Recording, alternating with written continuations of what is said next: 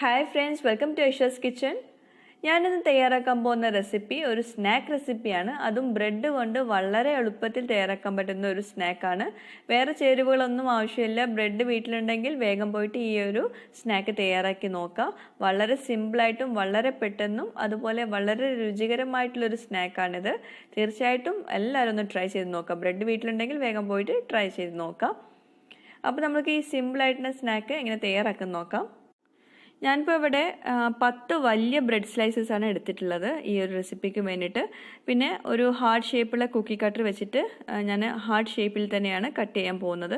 ഇനി ഇതിന് പകരം നിങ്ങൾക്ക് വേണമെങ്കിൽ സ്ക്വയർ ഷേപ്പിൽ കട്ട് ചെയ്തെടുക്കാം. കത്തി കൊണ്ട് അങ്ങനെ സ്ക്വയർ ഷേപ്പിൽ കട്ട് ചെയ്തെടുത്താൽ മതി.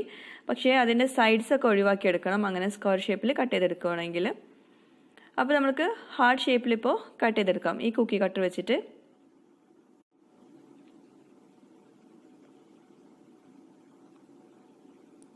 അപ്പോൾ ഇതുപോലെ ഹാർഡ് ഷേപ്പിൽ എല്ലാ ബ്രെഡിൻ്റെ സ്ലൈസും ഇതുപോലെ കട്ട് ചെയ്തെടുക്കാം. ഇപ്പോൾ ഈ ഒരു സ്ലൈസിൽ നിന്ന് തന്നെ എനിക്കൊരു 4 വരെ എടുക്കാം ഇതുപോലെ ഹാർഡ് ഷേപ്പിൽ. കാരണം ഇത് വലിയ ബ്രെഡിൻ്റെ സ്ലൈസ് ആയതുകൊണ്ട് 4 വരെ എടുക്കാം. അപ്പോൾ നിങ്ങൾ യൂസ് ചെയ്യുന്ന ബ്രെഡിൻ്റെ സ്ലൈസിൻ്റെ വലുപ്പത്തിനനുസരിച്ച് എടുക്കും കേട്ടോ ഓരോ നമ്മൾ എത്ര ഷേപ്പ് കിട്ടുന്നുള്ളത്.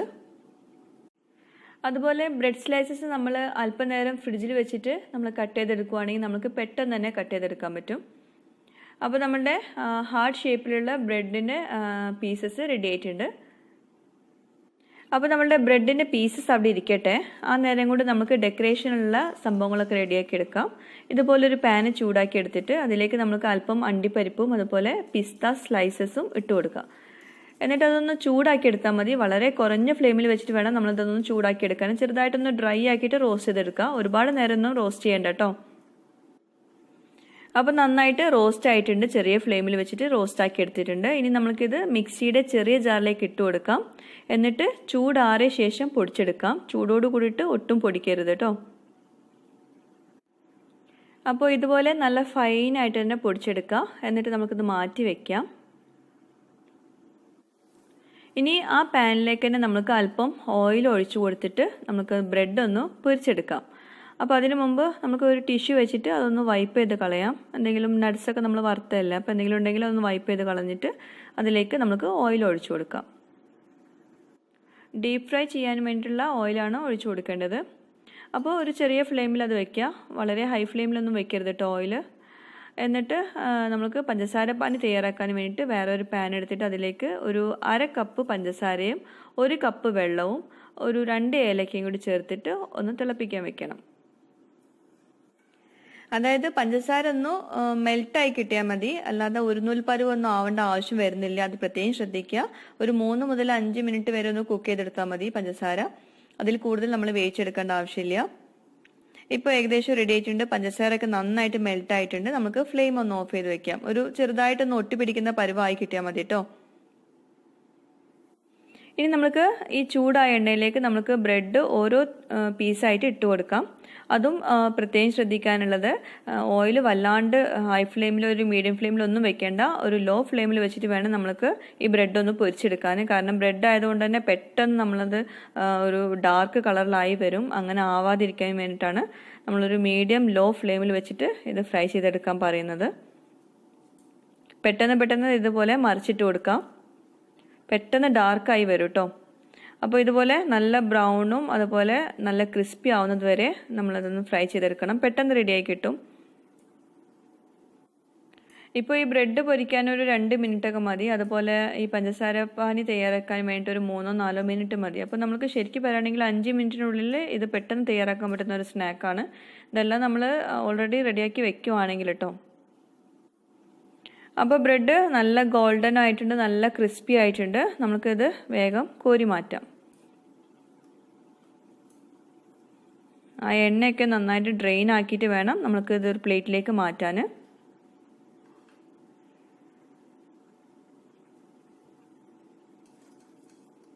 അപ്പോൾ ഇതുപോലെ ബാക്കി എല്ലാ ബ്രെഡും ഇതുപോലെ ഫ്രൈ ചെയ്തെടുക്കാം. പിന്നെ അതുപോലെ ഞാനിപ്പോൾ ഇതിലേക്ക് ഡെക്കറേഷനായിട്ട് ഇട്ട് കൊടുക്കുന്നത് നട്ട്സിൻ്റെ പൗഡറാണ്.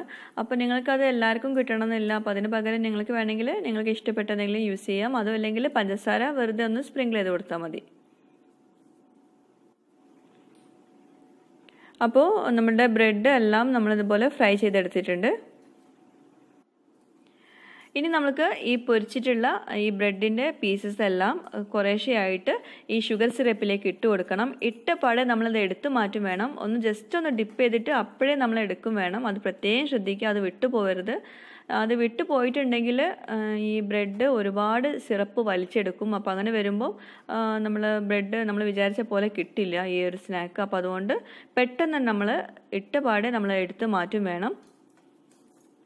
എന്നിട്ട് ഇനി അടുത്ത ബാച്ച് നമുക്കതിൽ ഇട്ട് കൊടുക്കാം. ഇട്ട പാടെ നമ്മളത് ജസ്റ്റ് ഒന്ന് ഡിപ്പ് ചെയ്തിട്ട് അപ്പോഴേ നമ്മളത് എടുത്ത് മാറ്റണം.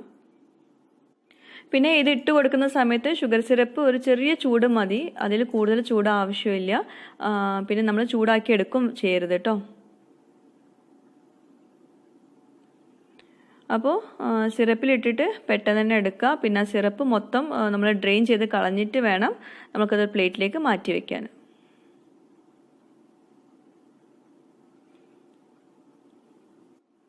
അപ്പോൾ ഈ ബ്രെഡിൻ്റെ പീസസ് എല്ലാം നമ്മളിപ്പോൾ ഷുഗർ സിറപ്പിൽ ഇട്ടിട്ട് പെട്ടെന്ന് തന്നെ എടുത്ത് മാറ്റിയിട്ടുണ്ട്. എന്നിട്ട് ഇനി ഓരോ പീസ് ബ്രെഡും എടുത്തിട്ട് ഈ ഒരു നട്ട്സ് പൊടിച്ചതിലിട്ടിട്ടൊന്ന് കോട്ട് ചെയ്തെടുക്കണം. അപ്പോൾ ഇതിന് പകരം നിങ്ങൾക്ക് വേണമെങ്കിൽ പഞ്ചസാര ജസ്റ്റ് ഒന്ന് സ്പ്രിങ്കിൾ ചെയ്ത് കൊടുക്കുക. ഓരോ ബ്രെഡിൻ്റെ പീസ് അല്ലെങ്കിൽ പഞ്ചസാര ഒന്ന് ഒരു പ്ലേറ്റിൽ നമ്മളൊന്ന് സ്പ്രിങ്കിൾ ചെയ്തിട്ട് അതിലൊന്ന് കോട്ട് ചെയ്തെടുത്താലും മതി. അല്ലെങ്കിൽ ഈ നട്ട്സ് പൊടിച്ചതിന് പകരം നിങ്ങൾക്ക് വേണമെങ്കിൽ തേങ്ങയും പഞ്ചസാരയും കൂടെ ഒന്ന് ചെറുതായിട്ട് വറുത്തിട്ട് അതൊന്ന് പൊടിച്ചെടുക്കുക. എന്നിട്ട് അതിൽ ഇതുപോലെ ഒന്ന് നമ്മൾ കോട്ട് ചെയ്തെടുക്കാം. ഞാൻ സാഗോ പുഡിങ്ങിൻ്റെ റെസിപ്പിയിൽ അതിൻ്റെ ഡീറ്റെയിൽഡ് റെസിപ്പി കൊടുത്തിട്ടുണ്ട്, പഞ്ചസാരയും തേങ്ങയും കൂടി വറുത്ത് പൊടിച്ചത്. അല്ലെങ്കിൽ സിമ്പിളായിട്ട് ഡെസിക്കേറ്റഡ് കോക്കനട്ടിലൊന്ന് റോൾ ചെയ്തെടുത്താൽ മതി. അപ്പോൾ ഇതുപോലെ ഇരിക്കും നമ്മളുടെ ഈ ഒരു സ്നാക്ക്. അപ്പോൾ വളരെ സിമ്പിളായിട്ട് തയ്യാറാക്കാൻ പറ്റുന്ന നമ്മളുടെ ബ്രെഡ് സ്നാക്ക് റെഡി ആയിട്ടുണ്ട്. നല്ല ടേസ്റ്റാണ് കേട്ടോ. കുട്ടികൾക്കും അതുപോലെ എല്ലാവർക്കും ഇഷ്ടപ്പെടുന്ന ഒരു സ്നാക്കാവും. കാരണം നല്ലൊരു ടേസ്റ്റാണ് ഇതിന്. പിന്നെ അതുപോലെ ചെറിയൊരു ക്രഞ്ചിനെസ് ഉണ്ട് ഇതിന്. നമ്മളുടെ ബ്രെഡ് ഫ്രൈ ചെയ്തതുകൊണ്ട് ഒരു ചെറിയ ക്രഞ്ചിനെസ് ഉണ്ട്. പക്ഷെ നമ്മൾ ഷുഗർ സിറപ്പിൽ നമ്മൾ കൂടുതൽ നേരം അത് ഡിപ്പ് ചെയ്ത് വെച്ചിട്ടുണ്ടെങ്കിൽ ആ ക്രഞ്ചിനെസ് പോവും. അപ്പോൾ അതുകൊണ്ട് ഷുഗർ സിറപ്പിൽ നിങ്ങൾ ഒട്ടും കൂടുതൽ ഇട്ട് വെക്കരുത്, അത് പ്രത്യേകം ശ്രദ്ധിക്കുക. ഇതിൻ്റെ പുറമേ മാത്രമേ ആ ഷുഗർ സിറപ്പ് എത്താൻ പാടുള്ളൂ. അകത്തേക്ക് ആവുന്നതിന് മുമ്പേ നമ്മളത് എടുത്ത് മാറ്റണം. ഇപ്പോൾ കണ്ടോ, ഇതിൻ്റെ അകത്തേക്ക് ആയിട്ടില്ല. അപ്പോൾ അതിന് മുമ്പേ നമ്മൾ എടുത്ത് മാറ്റി. അപ്പോൾ ഈ ഒരു പരുവത്തിലാണ് നമ്മൾക്ക് കിട്ടേണ്ടത്. അപ്പോൾ എല്ലാവരും ഒന്ന് ട്രൈ ചെയ്ത് നോക്കാം. പിന്നെ നമ്മളിത് തയ്യാറാക്കുന്ന സമയത്ത് കുറച്ചധികം തയ്യാറാക്കി വെക്കുകയാണെങ്കിൽ നമുക്കിത് 2-3 ദിവസത്തേക്കും കൂടി ഇത് എടുത്ത് വെക്കാം. ഫ്രിഡ്ജിൽ സൂക്ഷിക്കണം എന്നേ ഉള്ളൂ. അതും നല്ലൊരു എയർ ടൈറ്റ് ആയിട്ടുള്ള കണ്ടെയ്നറിൽ എടുത്ത് വെക്കണം. അപ്പോൾ എല്ലാവരും ഒന്ന് ട്രൈ ചെയ്ത് നോക്കാം. സബ്സ്ക്രൈബ് ചെയ്യാത്തവരുണ്ടെങ്കിൽ സബ്സ്ക്രൈബ് ചെയ്യുക. താങ്ക്